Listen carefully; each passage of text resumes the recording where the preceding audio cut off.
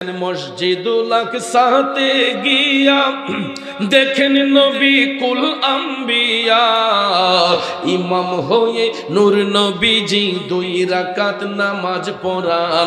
ইমাম হয়ে নূর নবীজি 2 রাকাত নামাজ পড়ান। আমি পাপী অপরাধী গাইব কি নবীজির শান, ইয়া রাসূলুল্লাহ या रसूल अल्लाह या रसूल अल्लाह। বন্ধুরে মসজিদুল হারাম থেকে আকসা পর্যন্ত আমার নবী অনেক দৃশ্য দেখলেন, অনেক কিছু দেখতে পারিলেন। দুনিয়ার জমিনের অনেক দৃশ্য আমার রসুলকে দেখানো হলো। রসুল যখন সফরে যাবেন, যখন মসজিদুল আকসা থেকে আমার নবীর উর্দের গমনের সফর হবে, আমার রসুল যখন উর্দে গমনে যাবেন, বুরাকের মধ্যে আরোহণ করলেন।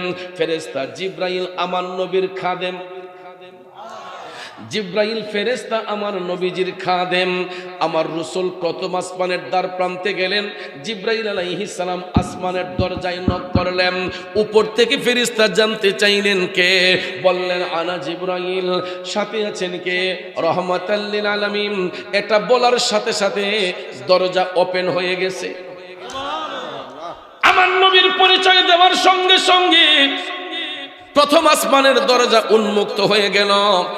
প্রথম আসমানের মধ্যে ওঠার সাথে সাথে আমার রসুলকে অভ্যর্থনা জানালেন সমস্ত মানব জাতির আদি পিতা হযরতে বাবা আদম সফিউল্লাহ। জোরে কন্যা সুবহানাল্লাহ।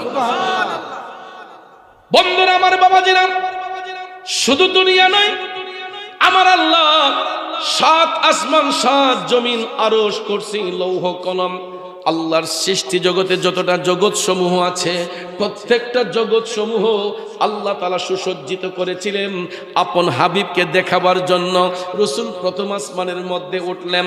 আদম আলাইহিস সালাম আমার নবীকে অভ্যর্থনা জানালেন, স্বাগত জানালেন।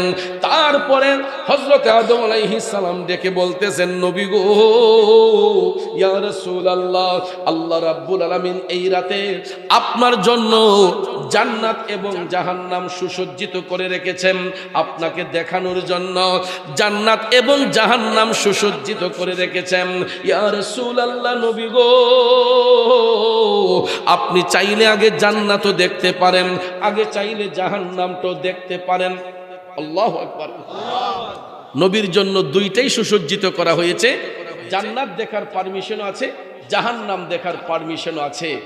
আল্লাহ পাক রব্বুল আলামিন আপন হাবিবকে দেখাইবার জন্যই তো এই সফরের আয়োজন করেছেন, ঠিক কিনা? তখন আদম আলাইহিস সালামকে নির্দেশ দিলেন, হাবিবকে বলেন যে আমি জান্নাত জাহান্নাম উভয়টাই সুসজ্জিত করেছি। আমার হাবিব চাইলে আগে জান্নাত দেখতে পারেন, আগে চাইলে জাহান্নামটাও দেখতে পারেন। রাসূল জিব্রাইল ফেরেশতাকে বললেন, জিব্রাইল, আমি জান্নাতের অবস্থা পরে দেখব, আগে জাহান্নামে আমার উম্মতদেরকে কিভাবে রাখা হয় আমি সেটা দেখতে চাই। আল্লাহু আকবার।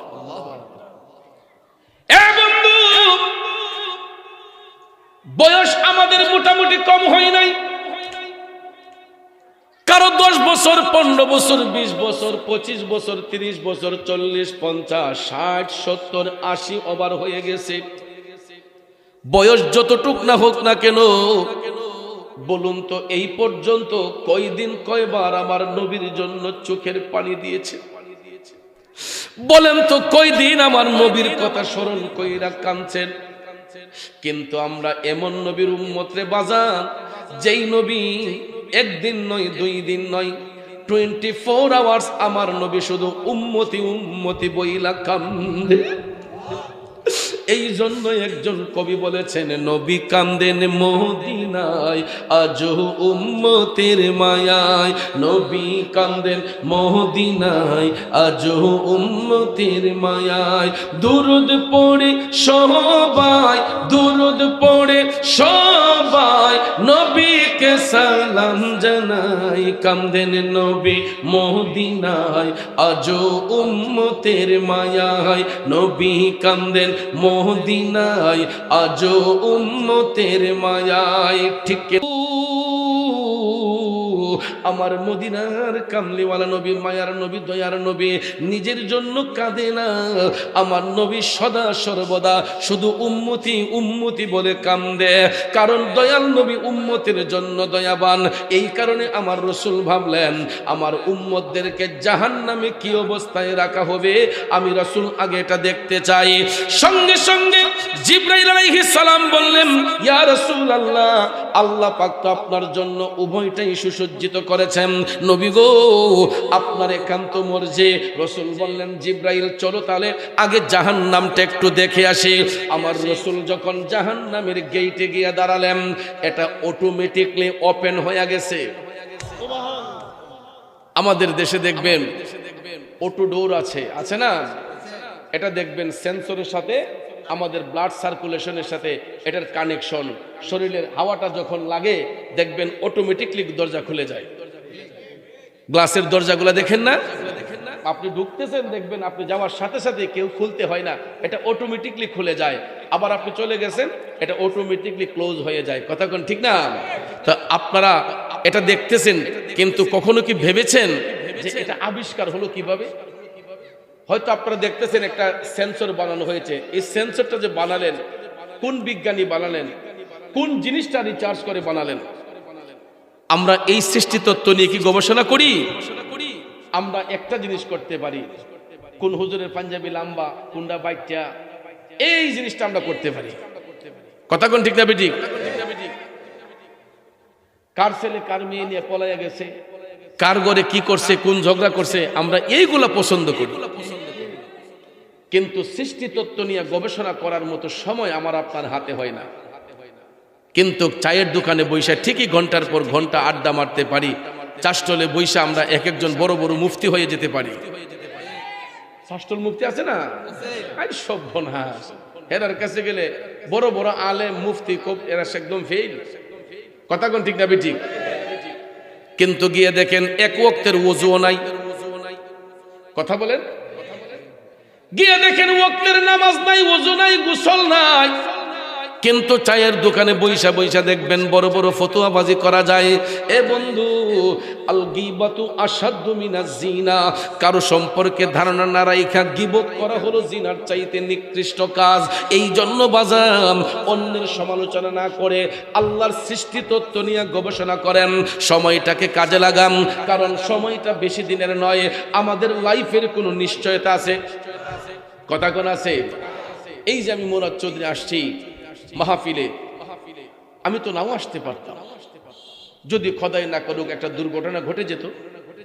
আমার তো মাইক নেওয়ার কথা ছিল 8টায়, আসছি 9টায়, 1 ঘন্টা দেরি হয়ে গেছে। কিসের কারণে হলো?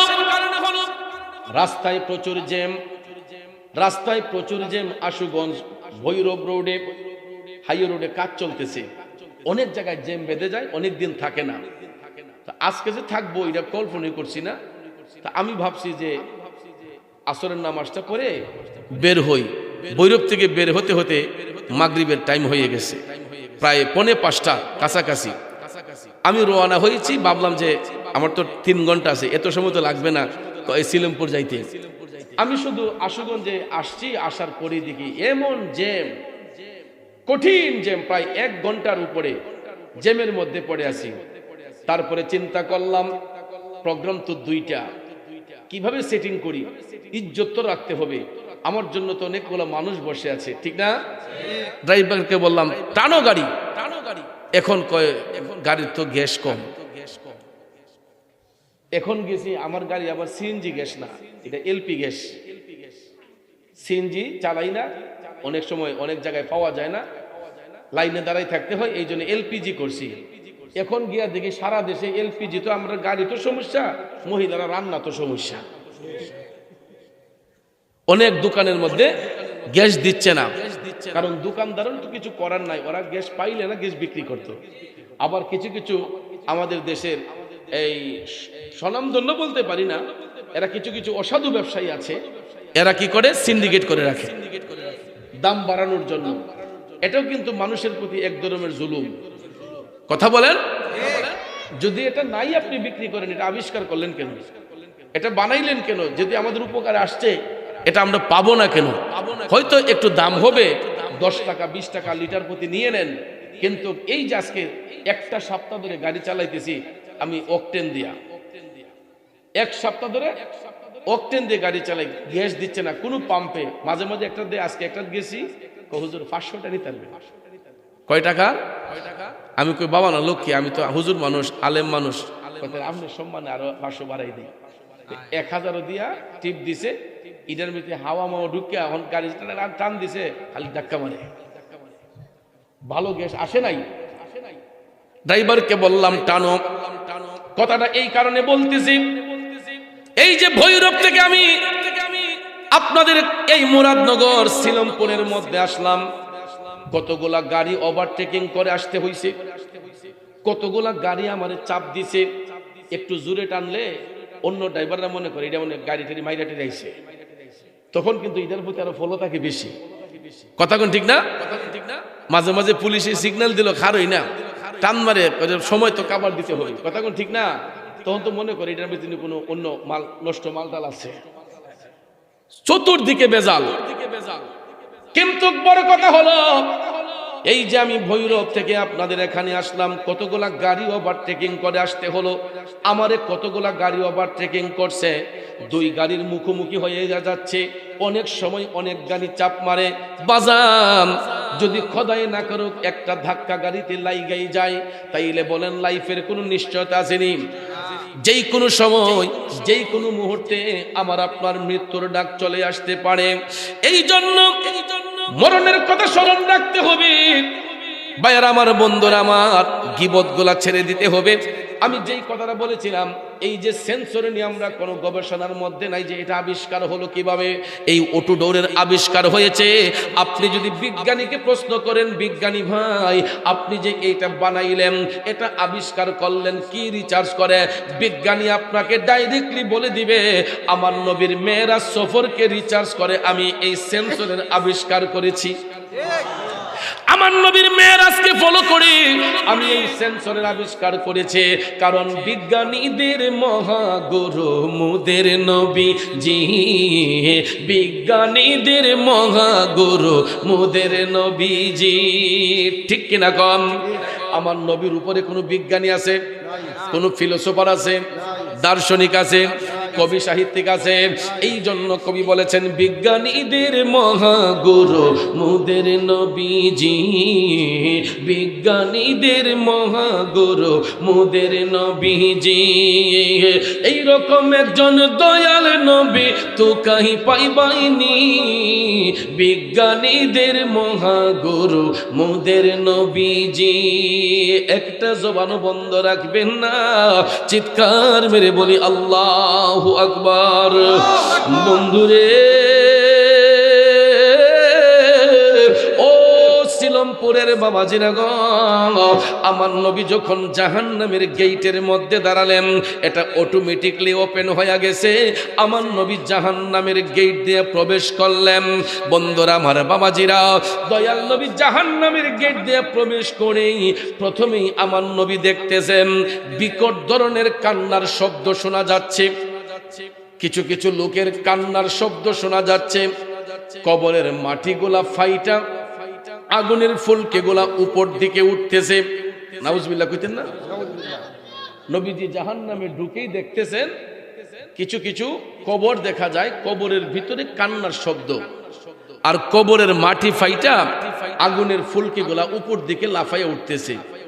এটা দেখে আমার নবীজি কান্না শুরু করলেন। নবীজি আমার চোখের পানি ছেড়ে কান্না করতেছেন। বন্ধু, এমন সময় জিবরাইল আলাইহিস সালাম ডাক দিয়া বলতেছেন, নবী গো, ওগো মায়ার নবীজি, আপনি যেই কান্না করতেছেন, ইয়া রাসূলুল্লাহ, এই কবরগুলা কার কবর জানেননি গো নবী? এইগুলা আপনার উম্মতের মধ্যে একদল লোকের কবর। ইয়া রাসূলুল্লাহ, আল্লাহ তাআলা নারাজ হওয়ার কারণ হলো এই কবরের ভিতর যেই ছেলেগুলা শুয়ে আছে, এরা ছিল মা বাবার অবাধ্য সন্তান। কি সন্তান? কি সন্তান? মা বাবার অবাধ্য সন্তান। আপনারা বলেন আমাদের সমাজে এই রকম বিয়াদব ছেলে মেয়ে আছে না নাই? আছে না নাই? বাস্তব সত্য কথা। আজকেও আমি যখন মাহফিলে আসতেছি, ভৈরবে একটা দোকানে সদাই কিনতে গেলাম। সদাই কিনতে গেছি, পরে সম্ভবত তার বড় ভাই হবে, একটা উপযুক্ত মেয়ে। সে ভৈরব ব্রিজের নিচে ঘুরতে যাচ্ছে, তো তার ভাই তাকে টান দিয়া ধইরা ভিতরে নিয়ে আসছে। এরপরে দোকানের সাথে পিছনের ঘরটা। এমন বকাবকি তার ভাইকে, সে বলতেছে আমি যা ইচ্ছা তাই করব। আমি দেখি যেই দোকানদার থেকে আমি মাল কিনতেছি, উনি দৌড় দিয়ে বাইর হইয়া গেটের সামনে গিয়া এমনি একটু তাকাইছে। আমি ভাবলাম যে হয়তো ওনার পড়োশি হবে, ভদ্রলোক, আমাকে অনেক পছন্দ করে। আমার কই, হুজুর এই যে চিল্লা চিল্লি করতেছে, কে জানেননি হুজুর? আমি বললাম না, কইটা আমারই মেয়ে হুজুর, এটা আমারই মেয়ে। ও বাবা, কেন গো আপনার মেয়ে এরকম চলাফেরা? কই হুজুর, আজকে 7-8 মাস যাবত আমি ঘরের মধ্যে খাবার খাই না। বাবাটা বলতেছে আজকে 7-8 মাস ধরে ঘরের মধ্যে খাবার খাই না। জিজ্ঞেস করলাম কেন?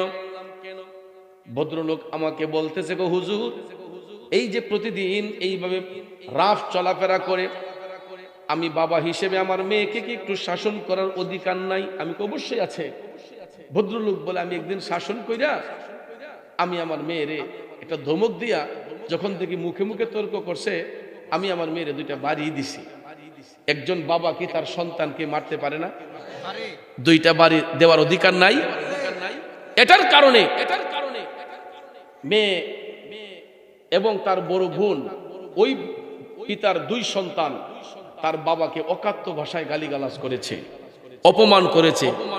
এখানে মায়ের ভূমিকা কি ছিল? মায়ের ভূমিকা থাকতে ছিল যে তার স্বামীর পক্ষ নিয়ে মেয়েদেরকে শাসন করা, ঠিক না ঠিক? এখন দেখা যায় মেয়ের মারাও, তার মায়ের এই মেয়ের মাটাও মেয়েদের পক্ষ নিয়ে তার বাবাকে অপমান শুরু করছে।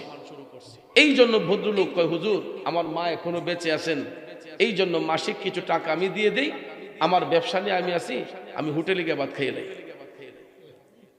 আমি তার আর ভালো মন্দ আর কিচ্ছু জিজ্ঞেস করি না। আপনারা বলেন, এই সন্তানগুলোর ভবিষ্যৎ ভালো হবে না খারাপ হবে? ভালো হবে না খারাপ হবে? বর্তমানে শুধু ওই পরিবার না, এরকম অনেকটা পরিবার কমান্ডের বাহিরে চলে গিয়েছে। এই রকম অনেকটা পরিবারের সন্তানগুলা মা বাবার কন্ট্রোলিং এর বাহিরে চলে গেছে। এ বন্ধুরা আমার, বাবাজিরা, যেই সন্তানগুলা মা বাবার মনে আঘাত দেয়, কষ্ট দেয়, আমার রাসূল হাদিস শরীফের মধ্যে বলেছেন, তোমরা শোনো উম্মত, সমাজের কোন মা বাবা সন্তানকে অন্তর থেকে অভিশাপ দেয় না, কিন্তু বাচ্চাগুলা মা বাবার মনে যখন আঘাত দেয়, কষ্ট দেয়, এই কষ্টটা অটোমেটিকলি আমার আল্লাহর আরশের মধ্যে চলে যায়। তখন রাসূল বলেন, আমার আল্লাহর আরশটা তখন থর থর কইরা কাইপা উঠে। জোরে জোরে কন্যা আল্লাহু আকবার। এই জন্য কবি বলেছেন, মা বিনে বান্ধব নাই রে, মা বিনে বান্ধব নাই রে, এই যে সোনার দুনিয়ায়, ভেবে দেখো কি করছো এই মায়ের লাগিয়া, ভেবে দেখো কি করছো এই বাবার লাগিয়া, বাবা বিনে বান্ধব নাই রে, এই যে সোনার দুনিয়ায়, ভেবে দেখো কি করছো এই বাবার লাগিয়া। এক যুবক সন্তানরা, আমার নবী কুলাঙ্গার সন্তানদের শাস্তি দেখেছেন জাহান্নামের মধ্যে গো। যেই ছেলেগুলা এখন উপযুক্ত হইয়া বাবার সঙ্গে চোখ রাঙ্গায়া কথা বলো, মায়ের সঙ্গে চোখ রাঙ্গায়া কথা বলো, বন্ধু আমি আপনাদেরকে স্মরণ করিয়ে দিতে চাই শৈশবের কথা। যখন আমি আপনি ছোট্ট ছিলাম, মায়ের কোলে শিশু ছিলাম, আমরা মায়ের কোলে প্রস্রাব করেছি, পায়খানা করেছি, করছেন নিও? এখানে যারা আইসেন করছেন না? আমরা যত সন্তান পৃথিবীতে আসি, এমন কোন সন্তান বলতে পারবে না যে আমি আমার মার কোলে পেশাব করি নাই, পায়খানা করি নাই। এই যে একটা মাঘ মাসের শীত আমাদের মধ্যে আগমন করছে, এ বাজান, এই মাঘ মাসের শীতের মধ্যে গরম পানি ছাড়া আমরা গোসল করতে পারি না। ঠান্ডা পানিতে হাত দিলে আমাদের গা শিহরিত হয়ে ওঠে।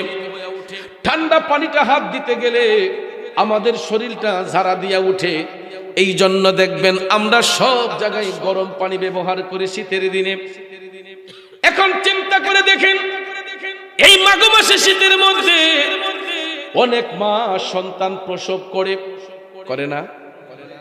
মায়ের গর্ভ থেকে এই মাঘ মাসে শীতের মধ্যে যদি সন্তানটা প্রসব হইয়া যায়, ভূমিষ্ঠ হইয়া যায়, শিশু সন্তান বিছানার মধ্যে পেশাব করেনি, পায়খানা করেনি। অনেকে বলতে পারেন হুজুর এখন তো অত্যাধুনিক প্রযুক্তি, নেপি লাগাইয়া রাখে, বিছানার ভিজায় না। আমি মানলাম, যদিও তার নেপি লাগানো থাকে, পেন্টি লাগানো থাকে, এই পেন্টির ভিতরে পেশাব পায়খানা আছে না নাই, এটা তো অন্তত পরিষ্কার করতে হয়, ঠিক কিনা কম? অন্য একটা লোক দেখবে আমার আপনার বাচ্চার পেশাব পায়খানা পরিষ্কার করতে গেলে যদিও কোনো কারণে করে নাকের মধ্যে কাপড় দেয়, আতর দেয়, এবং একবার কোনো রকম দিলে দ্বিতীয়বার আর দেবে না। কিন্তু আমি আপনি মায়ের কোলে শিশু যখন ছিলাম, দিনের পর দিন, রাতের পর রাত, একবার নয়, দুইবার নয়, একাধিকবার মায়ের কোলে প্রস্রাব করেছি, পায়খানা করেছি।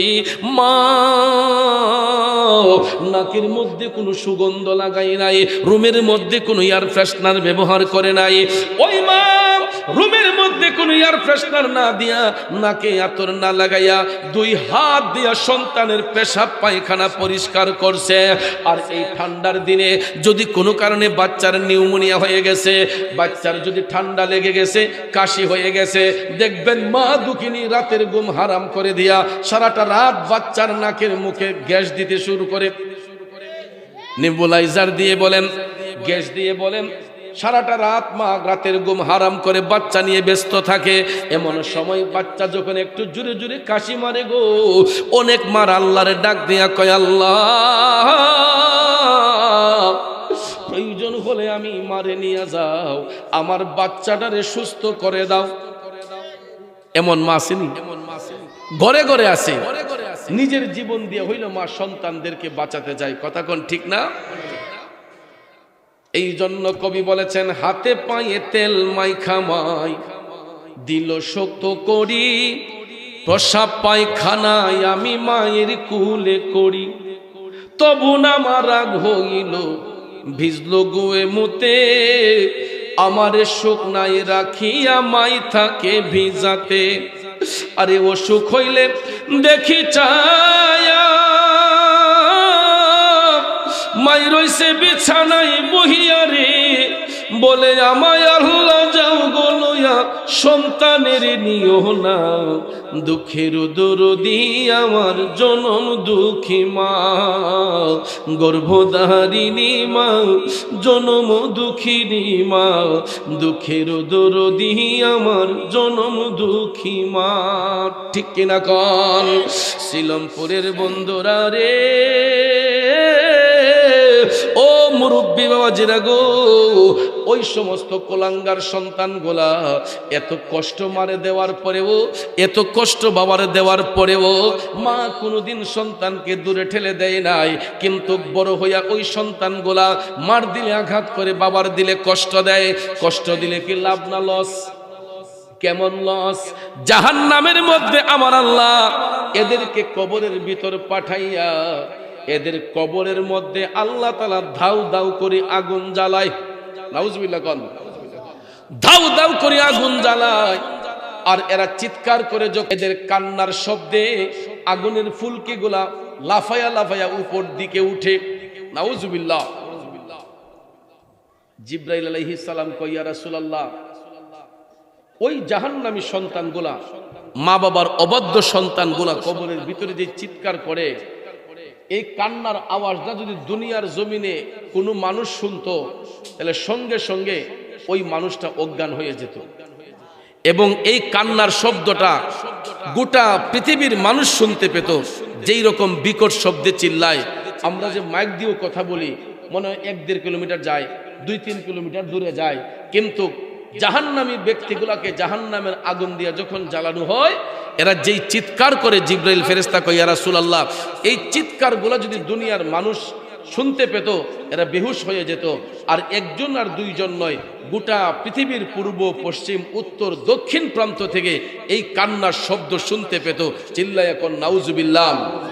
এবং এই আগুনের তাপ সম্পর্কে জিবরাইল ফেরেশতা রাসূলকে জানিয়ে দিলেন, ইয়া রাসূলুল্লাহ, নবী গো, জাহান্নামী ব্যক্তিদের কবরে যে আগুনের তাপ দেয়া হয়, এই তাপটা যদি দুনিয়ার জমিনে একটা সুইয়ের নালা দিয়ে দেওয়া হইতো। কিসের নালা দিয়া? যেটা দিয়ে আমরা সুতা ঢুকাই। কথা কোন ঠিক না বেঠিক? এই নালাটা অনেক মোটা না? বেশি মোটা? সুইয়ের নালা দিয়ে যদি জাহান্নামের আগুনের একটু তাপ দুনিয়াতে ছাড়া হতো, জিবরাইল বলেন, ইয়া রাসূলুল্লাহ, গোটা পৃথিবীর মানুষের চেহারা জ্বলে পুড়ে ছাই হয়ে যেত। জোরে কোন নাউজুবিল্লাহ। এই রকম ভয়াবহ আগুন দিয়া মা বাবার অবাধ্য সন্তানগুলাকে কবরের মধ্যে আমার আল্লাহ জ্বালাচ্ছেন। কারণ এরা মা বাবাকে যত্ন করে নাই, মা বাবার প্রতি দায়িত্ব পালন করে নাই। এই রকম সন্তান সমাজের মধ্যে আছে না নাই? আমি ওই দিনও সোশ্যাল মিডিয়াতে দেখলাম, বাবাটা মনে হয় সম্ভবত বাংলাদেশ থেকে গেছে না কোন দেশ থেকে গেছে, ছেলে তার বাবাকে মসজিদে নববীর পাশে হেরেম শরীফের ভিতরে তার বাবারে এমন ভাবে পাছড়াইয়া ধরছে, যদি নিরাপত্তা বাহিনী না আসতো যে কোনো দুর্ঘটনা ঘটে যেতে পারত। ঠিক না ঠিক? নিরাপত্তা বাহিনী না আসলে আমার বিশ্বাস যে যেভাবে তার বাবারে ধরছিল, বৃদ্ধা বাবারে, এই সিফার শুটে হয়তো কোনো দুর্ঘটনা ঘটে যেত। পরবর্তীতে নিচে আমি লেখাটা পড়লাম, সম্পদের কারণে, বাবার কাছ থেকে সম্পদ লিখে নেওয়ার কারণে বাবা নারাজ ছিলেন, এই জন্য সে চাচ্ছে তার বাবাকে একদম মেরে ফেলার জন্য।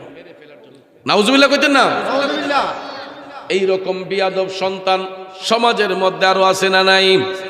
এ সিলমপুরের যুবক বন্ধু, আমি জানি আপনাদের মধ্যে এই রকম বদ স্বভাব নাই। এরপরও যদি কোনো কারণে মা বাবার সাথে কেউ বিয়াদবি করে থাকেন, মা বাবার সঙ্গে যদি কেউ কষ্ট দিয়া থাকেন, আমি আপনাদেরকে জোরহাত করে বলে যাব, আজকের মাহফিল থেকে এই পবিত্র রাত লাইলাতুল মেরাজ রজনীতে মা বাবার পায়ের মধ্যে দইরা গিয়া মাপ চাইবেন যে আব্বা, মুরাদ চৌধুরী হুজুর বলছে, চৌধুরী সাহেব বলছে, তোমার পায়ে মাপ চাইলে তুমি ক্ষমা করে দিবা। আমি তো অতীতে না যাই না, তোমার অনেক কষ্ট দিছি রে আব্বা, আম্মা তোমারে কষ্ট দিছি। মা বাবার কাছে গিয়া সরি স্বীকার করবেন, আমি পাপী জবানে বলে গেলাম, আপনার মা বাবা আপনারে ক্ষমা না দিয়া পারবে না। আমরা রাগ করতে পারি, কিন্তু মা বাবা কোনোদিন সন্তানের সাথে রাগ করে থাকতে পারে। দেখবেন মাঝে মাঝে কয়েকটা দুষ্টু রে বাপে বাইতে বার করে দেয়, একদিকে বার করে দেয়, আরেকদিকে তার বন্ধু বান্ধব থাকলে এই দিচ্ছেন আমার ফুটটা কই যা, এদিক দেখলাম বক্কা বার করে দিছে, আবার আরেকজন কেটেছে কি যে আমার ফুলাটা রাগ কইরা বক্কা দিছি, একটু দিক কোসান কই যা।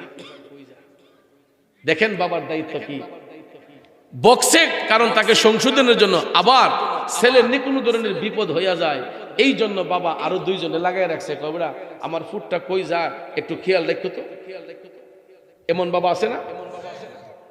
বাবাকে তোমরা জানিও কাবা, মদিনা জানিও মাকে,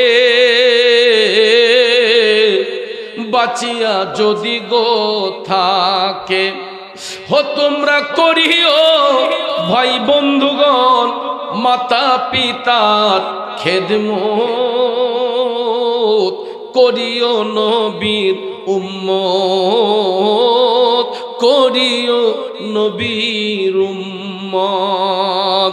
এই মেরাজের রাতে আপনাদের পায়ে হাত রেখে এতটুকু বলে যাব, অন্তত আর কিছু না করে, টাকা পয়সা না দিলেও অন্তত জবানটা দিয়ে সুন্দর করে মজা দিয়া বাবারে বাবা কইয়া ডাকবেন, মজা কইরা মারে মা কইয়া ডাক দিবেন। মা সন্তানের টাকা পয়সার পাগল নয়, সন্তান যদি ভালো একটা ব্যবহার করে, সুন্দর আচরণ মা বাবার সঙ্গে করে, মা বাবারা এটার মধ্যেই খুশি থাকে। ঠিক কিনা কন?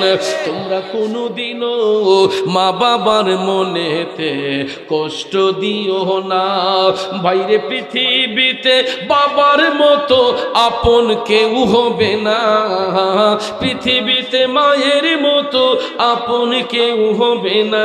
তোমরা কোনোদিনও মা বাবার মনেতে কষ্ট দিও না। এ সিলমপুরের বন্ধুরা, বাবাজিরা গো, আমার নবী আপন চোখ মুবারকে দেখলেন ওই কুলাঙ্গার সন্তানগুলোকে জাহান্নামের আগুনের তাপ দিয়া জ্বালানো হচ্ছে। তাইলে বলুন, মাতা পিতার খেদমত করা দরকার না ছাড়া দরকার? করা দরকার আছে না নাই? আসুন সামনে যাই।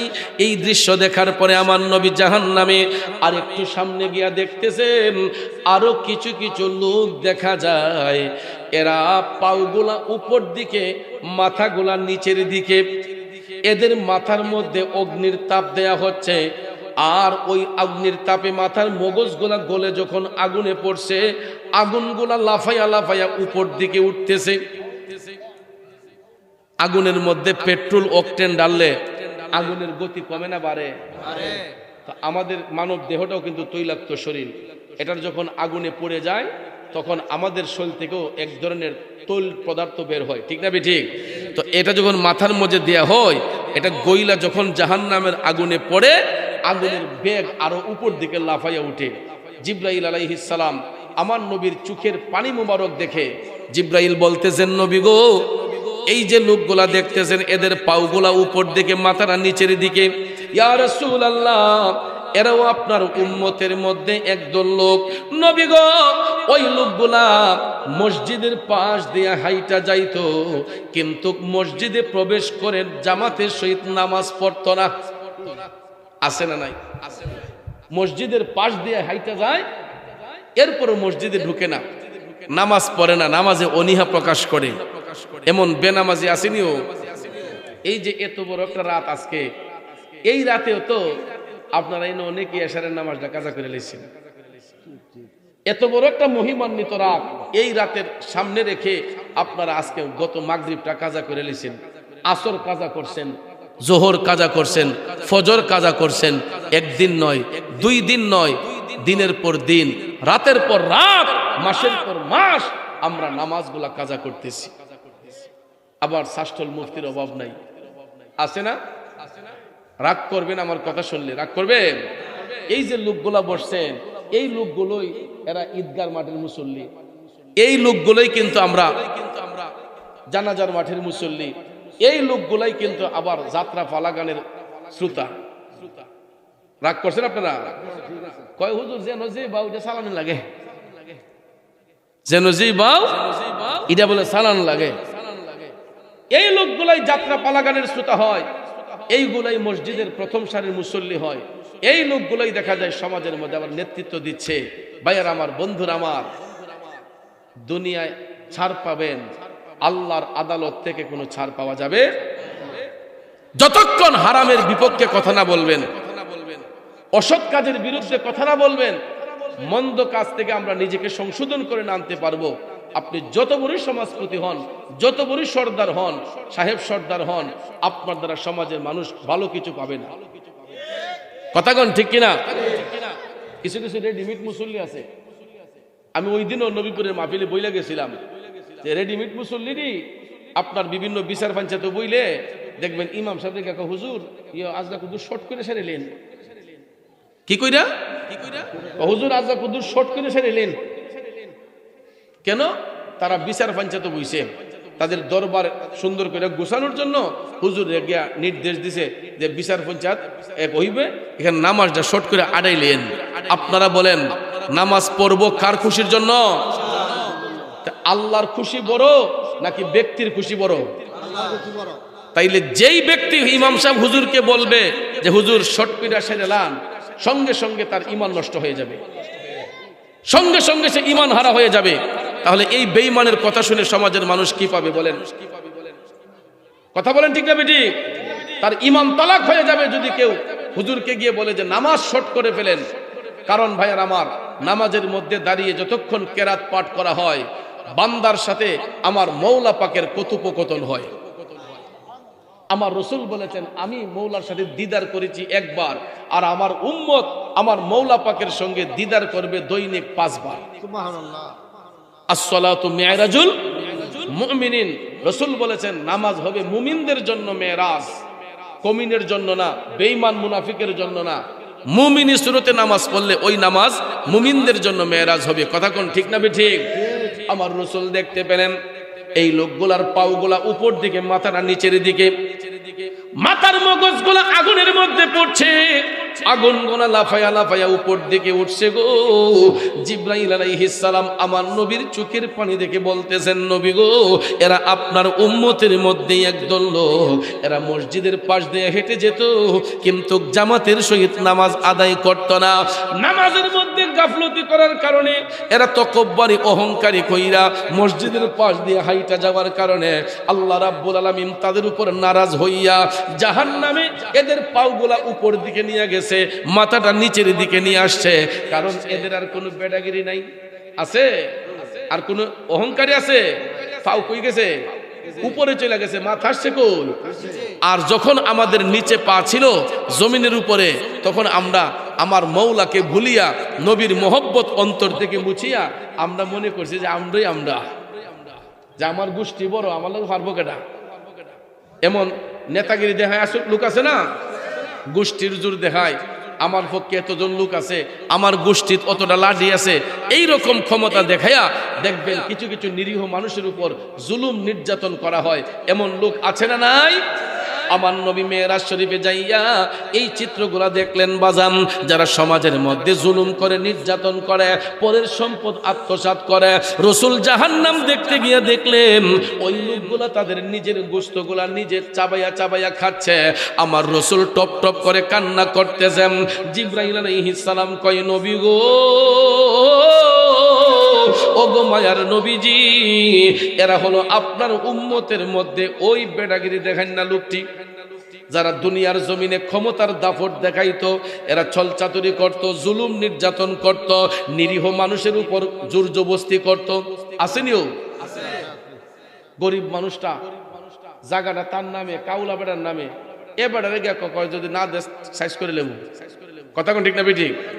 রাইতের ভিতরে তোর ঠামাইলামু, রাইতের ভিতরে তোর ঠামাইলামু, এমনই ঠামাইলামু কইয়া এবারে ডোর মোড় দেখে এবারে হাতের দস্তগত মুস্তগত লইয়া দেখা যায় একটা নিরীহ মানুষ এই নীরবে বৈশা, নিস্তব্ধে বৈশা কান্না করতেছে। এই যে তার আত্মার অভিশাপ এই লোকটার উপর আছে না নাই?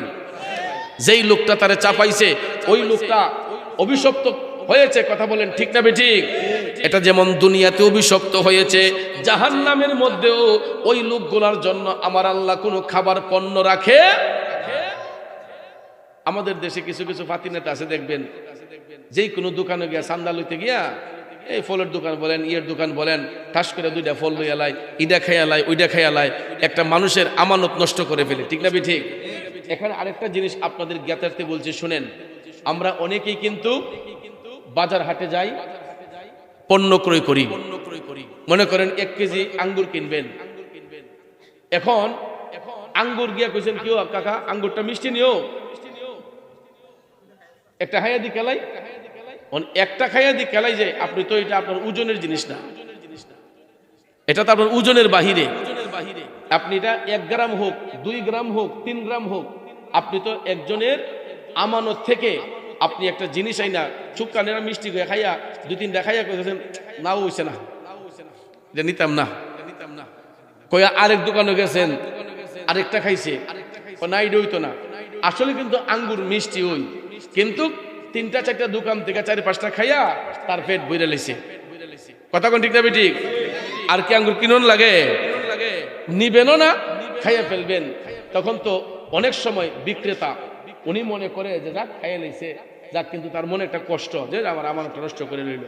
কিন্তু আপনি যদি কিনেনও, আপনি ওই ব্যক্তি যদি স্বেচ্ছায় বলে যে এটার মধ্যে আমার কোনো দাবি নাই, আমি আপনাকে নিজে খুশি হইয়া আমি একটা জিনিস দিলাম, আপনি খান, যেটার মধ্যে আমার কোনো দাবি নাই। আর যদি দাবি রাখে, তাহলে ওই ব্যক্তি যতক্ষণ তাকে ক্ষমা না করবে, আল্লাহও ক্ষমা করবে না। কিন্তু এমন মুসল্লি কজন আছে আমাদের সব? গিয়ে মিটালি পেয়ে ফিরালে আগে। কথা কোন ঠিক না ঠিক? এইগুলা থেকে সবসময় বাঁচতে হবে। যারা আমানতে খিয়ানত করে, ইয়েতিমের প্রতি, নিরীহ মানুষের প্রতি জুলুম করে, আমার রাসূল বলেছেন জাহান্নামে আল্লাহ তাআলা এদের জন্য কোনো খাবার পণ্য রাখে নাই। এরা নিজের গোশত নিজে চাবায়া চাবায়া খায় কিয়ামত অবধি পর্যন্ত, শেষ বিচারের আগ পর্যন্ত এরা নিজের গোশত নিজে চাবায়া চাবায়া খাইবে। জুরে কি নাউজুবিল্লাহ বলবেন না? এ বন্ধু, আমার রাসূল আরেকটু সামনে যাইয়া দেখতেছেন লোহের শিক দিয়া মুড়ি দেওয়া, লোহার শিক দিয়া আরো কিছু কিছু ছোট্ট ছোট্ট ঘর বানানো হয়েছে। আর ওই ঘরের ভিতরে আগুনের বিভীষিকা লাল হয়ে আছে। আর কিছু কিছু মানুষ এই ঘরের ভিতরে বৈশা এরা আগুন চাবাইতেছে। কি চাবাইতেছে? জ্বলন্ত আগুন কি করছে? মুখে নিয়ে চাবাইতেছে। আর চতুর্দিকে লোহার শিক দিয়া, লোহের শিক দিয়া বেষ্টন করা। আর ইডার ভিতরে জ্বলন্ত আংরা, আংরা জ্বললে দেখবেন লাল টুকটুক হয়ে থাকে, আংরাটি লাল হয়ে আছে। আর ওই আংরাগুলা ওই লোকগুলা চাবায় চাবায় খাইতেছে এবং এরা রক্ত পিপাসু করতেছে, রক্ত পান করে আর আংরাগুলা চাবায় চাবায় খাইতেছে। এই দৃশ্য দেখে আমার নবীজি টপ টপ করে চোখের পানি ছেড়ে কান্না শুরু করে দিলেন, ও জিব্রাইল, এটা কি দেখলাম? এরা আংরা চাবাইতেছে, আগুন মুখে নিচ্ছে এবং রক্ত পান করতেছে। জিব্রাইল, এরা কারারে? জিব্রাইল আলাইহিস সালাম কয়, নবী গো, এরাও আপনার উম্মতের মধ্যেই একদল লোক। এই পাগলটি দুনিয়ার জমিনে সুদের ব্যবসা করত। কিসের ব্যবসা? সুদের ব্যবসা করত। ওহন তো সুদ কইলে অনেকে মাইন্ড করে, কয় ইন্টারেস্ট খাই আমি। ফতন, ইন্টারেস্ট আছে না নাই? ইতা কথা কইলে আবার অনেক জায়গা হুজুর আর চাকরি থাকে না, অনেক মসজিদ হুজুরের চাকরি চলে যায়। এর লেগা ইমাম সাহেব নিয়োগ দেবার আগেই কিছু কিছু লোকে দেখবেন টিপ দেখো, হুজুর ইতা ফাতা আইলে উল্টাইলেন, এই ফিসটা আইলে উল্টাইলেন। কথা ঠিক না? ঠিক মানে হেমনার কয় নাকি যে ইতা আওয়াজ করেন না, হুজুর এমন ফাতা আইলে যে একটু উল্টাইলেন ফাতাটা। কারণ সুদ ঘুষের সম্পর্কে ওয়াজ করলে অনেক হুজুরের চাকরি নট হয়ে যায়। কথা কোন ঠিক না? ঠিক ভাইয়ার আমার বন্ধুরা, আমার তো কোনো চাকরি নাই, আমার চাকরি নোট করবেন কেমনে? হয়তো দাওয়াত করছেন, আগামী বছর নাও করতে পারেন, কিন্তু সমস্যা নাই। আমার রাসূল বলেছেন, বান্দার দরজা যদি একটা বন্ধ হয়ে যায়, আমার আল্লাহ ওই বান্দার জন্য 99টা দরজা খুলিয়া রাখে। রিজিকের দরজা একটা বন্ধ হইলে আল্লাহ 99টা দরজা খুইলা দেয়। এই জন্য বাজানো, আপনারা বলেন তো রিজিকের মালিক কে? রিজিক নিয়ে যাবেন কে? দিবেন কে? এই জন্য কবি কয়, তুমি রাখো কি বামারো এই দয়া করো, থাকিতে যেন তোমায় না ভুলি। এ বাজান, সুদকুর ঘুষকুর গুলা এরা জাহান্নামের মধ্যে আগুন চাবায়। জিব্রাইল বলতেছে, নবী গো, যেই হারাম সম্পদ গুলা ভক্ষণ করেছিল, এইগুলা আমার আল্লাহ জ্বালায়া আগুনে আংরা করে দিয়েছে, আগুনে ছাই করে দিয়েছে। এবং নবী গো, এই সম্পদগুলা যে এরা পান করেছে, এই কারণে এটা হারামে পরিণত হয়ে গেছে। ইয়া রাসূলুল্লাহ, আর রক্ত যে পান করতেছে, এইগুলা হচ্ছে শরাবখোর। এরা দুনিয়ার জমিনে মদ পান করত। কি করত? এরা মদ পান করত, বিয়ার খাইতো। নবী গো, হারাম জিনিস যেটাকে আল্লাহ হারাম করে দিয়েছে, এই জিনিসটা এরা পান করত। আমরা দেশের মধ্যে আমি দেখছি মেজরিটি পার্সেন্ট বড় লোকরা বিভিন্ন পার্টি দিলে, বিভিন্ন হোটেল রেস্তোরাঁর মধ্যে গেলে মদের গন্ধ পাওয়া যায়নিও। বড় বড় হোটেল রেস্তোরাঁতে গেলে দেখবেন অনেক বড় লোকরা এরা মনে করে 4,000, 5,000, 10,000, 20,000 টাকা দিয়া নাকি এই বোতলগুলা কিনা এরা নাকি মদ খায়। মদ খাইলে বলে এরা শরীর বলে সাঙ্গাতে হয়। নাউজুবিল্লাহ কোন? আরো জোরে কোন নাউজুবিল্লাহ। বাজান আমার, যারা শরাবখোর, যারা শরাব পান করে, ওই লোকগুলা জাহান্নামের মধ্যে এই শরাবগুলা রক্তে পরিণত হবে। আর এই রক্তগুলা তাদের খাবার পণ্য হবে। আর সুদখোর ঘুষখোরগুলা এরা জ্বলন্ত আংরা চাবাইয়া খাবে। আর ওই আংরা চাবাইয়া খাওয়ার পরেও তাদের পেটের মধ্যে সাপ বিচ্ছুতে পরিণত হয়ে যাবে। পেটের চামড়া পাতলা হবে, পেটগুলা মোটা মোটা হবে, উঁচা উঁচু হবে, পেটের চামড়া পাতলা হবে। আর ওই সাপ বিচ্ছুগুলা কিয়ামত পর্যন্ত ওই সুদখোর ঘুষখোরগুলাকে কামড়াইতে থাকবে। জোরে জোরে কোন নাউজুবিল্লাহ। যাক, এই পৃষ্ঠা এখন উল্টায় ফেলবো, আসল কথা বলে ফেলেছি। জাহান্নামের আলোচনা করলে আরো ঘন্টার পর ঘন্টা চলে যাবে, আমার হাতে আর আজকে সময় নাই। এবার আসুন জান্নাতের আমার রাসূল কি দেখলেন। জাহান্নাম দেখার পরে গো, আমার নবী প্রথম আসমানেই কিন্তু এখন পর্যন্ত আছি। কোন সময় দ্বিতীয় আসমানে যাইমু, তৃতীয় আসমানে যাইমু, চতুর্থ আসমান, পঞ্চম আসমান, ষষ্ঠ আসমান, সপ্তম আসমান, এরপরে সিদরাতুল মুনতাহা, এরপরে আরশ আজিম পাড়ি দিয়া লা মকান। ঠিক না ঠিক? বাজান পুরা মাস ব্যাপী আলোচনা করলো তো শেষ করেন যেত না। ঠিক না ঠিক? পুরা মাস ব্যাপী আলোচনা করলো শেষ করা সম্ভব না। তারপরে একটু ধারণা দিয়া যাই বাজান, আমার রসুল যখন এবার জান্নাতের গেইটে প্রবেশ করলেন, জান্নাতের গেইটে প্রবেশ করি নবী দেখতেছেন সুগন্ধ আসতেছে, সুন্দর একটা খুশবু, নবীজি মুস্কি হাসতেছেন। হঠাৎ করে আমার রসুল জান্নাতের দিকে প্রবেশ করে দেখতেছেন কিছু মাটি দেখা যাচ্ছে, ওই মাটিগুলা ভিজা, এগুলার উপর দিয়ে পানি গড়ায় গড়ায় পড়তেছে। আমার নবী দেখে মুস্কি হাসতেছেন, জিব্রাইল এত সুন্দর একটা জায়গা, এত সুন্দর একটা হাওয়া এখান থেকে আসতেছে। তখন জিব্রাইল আলাইহিস সালাম বলতেছি, ইয়া রাসূলুল্লাহ, এই যে মাটিগুলা দেখতেছেন এইগুলা দুনিয়ার মাটি। কিসের মাটি? দুনিয়ার মাটি। তখন জিব্রাইল বলেন, নবী গো, আপনার উম্মতের মধ্যে যারা মুমিন উম্মত, যারা সেজদা করেছিল মৌলাকে, জমিনের মধ্যে যারা আল্লাহকে নামাজের মাধ্যমে সেজদা করছিল, এই সেজদার জায়গাগুলারে আমার আল্লাহ জান্নাতের টুকরা বানাই দিছে। এই জায়গার মাটিটারে আল্লাহ জান্নাতের টুকরা হিসেবে কি করছে? কবুল করে নিছে। আর ওই মাটিগুলাকে আল্লাহ জান্নাতের মধ্যে একটা জায়গার মধ্যে নিয়ে জমা করেছেন। আর ওই মাটিগুলা কিয়ামত হওয়ার আগ পর্যন্ত, হাসরের ময়দান কায়েম হওয়ার আগ পর্যন্ত জান্নাতের এই মাটিগুলা ওই মুমিন ব্যক্তির জন্য আল্লাহর দরবারে কান্না করবে। সুবহানাল্লাহ, জোরে কন্যা সুবহানাল্লাহ। এই জন্য ভাইয়েরা আমার, নামাজের গুরুত্ব আছে না নাই? জোরে কোন আছে না নাই? আর ওই নামাজিদের আরেকটা পুরস্কার আমার রসুল দেখলেন জান্নাতে, এদের জন্য বিশাল আকারের এক একটা প্রাসাদ, আর একটা প্রাসাদের ভিতরে একজন পুরুষ, বেহেশতের 70 জন হুর, 70,000 নূরের ফেরেশতা এদের সিকিউরিটি গার্ড। সুবহানাল্লাহ। আমার নবী দেখে মুস্কি হাসতেছেন। জিব্রাইল বলতেছেন, ইয়া রাসূলুল্লাহ, দুনিয়া সমপরিমাণ এই প্রাসাদের আয়তন। নবী গো, আপনি যেই প্রাসাদটা দেখতেছেন এটা দুনিয়ার আয়তন যতটুক, দুনিয়ার সমমান, দুনিয়ার সমপরিমাণ এই একটা প্রাসাদের আয়তন। আর ইয়া রাসূলুল্লাহ, এখানে 70,000 নূরের ফেরেশতা আর 70 জন বেহেশতের হুর একজন সাধারণ জান্নাতীর জন্য আল্লাহ তাআলা দান করছেন। সুবহানাল্লাহ। কেমন জান্নাতি? সাধারণ। কিসম? কিরম? সাধারণ জান্নাতি। জান্নাতের কিন্তু স্তর আছে। জান্নাতের দরজা কয়টা? 8টা। কয়টা দরজা? এটা সর্বনিম্ন দরজা। সাধারণ জান্নাতি যারা হবে এদের জন্য আমার আল্লাহ দুনিয়ার সমপরিমাণ এক একটা প্রাসাদ বানিয়েছেন। আর এক একজন পুরুষের জন্য 70 জন বেহেশতের হুর গেলমা, আর তাদের সিকিউরিটি গার্ড হিসেবে 70,000 নূরের ফেরেশতা রয়েছেন। সুবহানাল্লাহকে আসতে পারবেন? তাহলে আমরা কি এই দুনিয়ার অল্প দিনের জিন্দেগি চাই নাকি আখেরাতের জিন্দেগি চাই? এটা তো মুখে মুখে না, কোন মাহফিল থেকে বাইরে লুচ্ছি শেষ। ঠিক না বেটি? ফজরের পরই এইটার মনে থাকে না, এরপরে আমাদেরকে নফসে আম্মারার দুকায় পড়ে আমরা খারাপ কাজে নিয়োজিত হয়ে যাই, পাপের কাজে ডাইভার্ট হয়ে যাই। বন্ধুরা আমার, বাবাজিরা, এই সমস্ত জুলুম, নির্যাতন, অন্যায় থেকে আমাদেরকে বাঁচতে হবে। এই সমস্ত কাজ থেকে যতক্ষণ না বাঁচবেন ততক্ষণ পর্যন্ত ঈমান আকীদা মজবুত হবে না।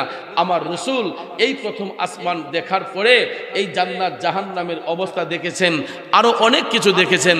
তারপরে রাসূল দ্বিতীয় আসমান, তৃতীয় আসমান, চতুর্থ আসমান, পঞ্চম আসমান, ষষ্ঠ আসমান, সপ্ত আসমান পাড়ি দিয়া সিদরাতুল মুনতাহায় গেলেন। সেখানে জিব্রাইল পর্যন্ত স্টপ। এরপরে আমার নবীকে আল্লাহ তাআলা এমন একটা জায়গায় নিলেন যেই জায়গার নাম হচ্ছে লা মকান, যার উপরে আর কোনো জায়গা নাই। বন্ধু, সেখানে নিয়ে আল্লাহ তাআলা হাবিবকে দাওয়াত করে নিয়ে আল্লাহ রাব্বুল আলামিন কথাবার্তা বলেছেন। আসার সময় নবীজি উম্মতের গুনার বোঝা হালকা করার জন্য নামাজ এবং রোজা নিয়ে আসছেন। কি নিয়ে আসছেন? নামাজ এবং রোজা। তো এই জন্য এই যে মাহে রমজান আমাদের নিকট আসতেছে, রমজান শরীফ আসতেছে, এবং ওয়াক্তের নামাজগুলা যে আমরা কাজা করতেছি, এগুলা কি পড়া দরকার আছে না? কথা বলেন, আছে না? তো বাজান, আপনারা নামাজের প্রতি গুরুত্ব দিবেন। আর আজকের এই রাতে ঘুমাইবেন না। জীবনে তো বহুত রাত ঘুমাইছেন, আজকের এই রাতে বেশি বেশি করে দুরূদ শরীফ পড়বেন, নফল নামাজ পড়বেন, ন্যূনতম 12 রাকাত নামাজ পড়বেন, 2 রাকাত কইরা ন্যূনতম 12 রাকাত নামাজ পড়বেন। লাইলাতুল মেরাজের সম্মানে এই নামাজগুলা নফল নামাজগুলা পড়বেন, সারা রাত ব্যাপী দুরূদ শরীফ পড়বেন, কারণ এই রাতে বান্দা আল্লাহর কাছে যা চাইবে আল্লাহ তাই গ্রহণ করে নেবে। কারণ এই রাতে আল্লাহ তাআলা দয়াল নবীজির সমস্ত অ্যাপ্লিকেশন কবুল করেছেন। আর আমরা নবীর উম্মত হয়ে যদি নবীজির দোহাই দিয়ে আল্লাহর কাছে চাই, আমার আল্লাহ কি আমাদের আশা পূরণ করতে পারেন না? আমরা চাওয়ার মতো চাইতে জানি না, এই জন্য মালিকের কাছ থেকে পাই না। এই বিশেষ বিশেষ রাতগুলা আল্লাহ তাআলা দিয়েছেন আমাদেরকে বেশি করে ক্ষমা পাওয়ার জন্য। এই জন্য আজকের এই রাতে না ঘুমাইয়া মাহফিলের পরে আপনারা নফল ইবাদত করবেন, দুরূদ শরীফ পড়বেন, তাহাজ্জুদ পড়বেন, সালাতুত তাসবিহ পারলে পড়বেন, এরপর সালাতুল হাজত এইগুলা আপনারা পড়বেন। এই সমস্ত নফল বন্দেগীর মাধ্যমে পুরোটা রাত অতিবাহিত করে আমরা ইনশাআল্লাহ যদি পারেন আগামীকালকে রোজা রাখার চেষ্টা করবেন নবীজির সম্মানে। আমরা আল্লাহর সন্তুষ্টির জন্য আগামীকালকে আমরা চেষ্টা করব রোজা রাখার। কারণ হাদিস শরীফে রাসূল বলেছেন, মাহে রজবে যেই ব্যক্তি 3টা রোজা পালন করলো সে যেন একাধারে 3 বৎসর রোজা পালন করলো। এই নফল রোজার অনেক ফজিলত, কারণ ফরজ ইবাদতের মাধ্যমে বান্দার গুনাহ মাফ হয়, আর নফল বন্দেগীর মাধ্যমে বান্দা আল্লাহর ওলি হয়। বুজুর্গানে কেরামের জীবনী অনুসরণ করে দেখবেন, তারা শুধু ফরজই পড়তেন না, তারা ফরজের সাথে সাথে ওয়াজিব, সুন্নত, নফল, মুস্তাহাব প্রত্যেকটা আমলকে তারা গুরুত্বের সহিত পালন করতেন। কথা কোন ঠিক না? যেই কারণে তারা বান্দা থেকে আল্লাহর বন্ধু হয়েছেন।